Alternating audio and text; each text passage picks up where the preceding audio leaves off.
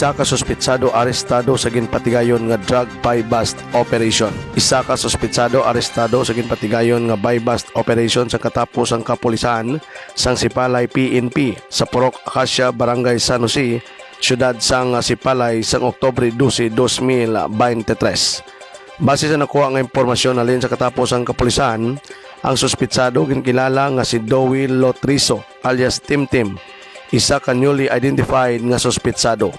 Nakuha sa suspetsado ang poko mas o minus 2.6 gramo nga ginasuspetsuhan shabu, 3 ka transparent plastic sachet sang ginasuspetsuhan shabu kag buy-bust money. Sa karon yara sa kustodiya sang katapos ang kapulisan ang nasambit nga suspetsado. Padayon kita sa gyapon mga kapartner sa pag-follow, like and share sa pila ka mga news and entertainment programs ang 96.7 The Lovely News FM. Balita, kalingawan kag pagpalangga. Ini si Kapartner Kenneth Perez.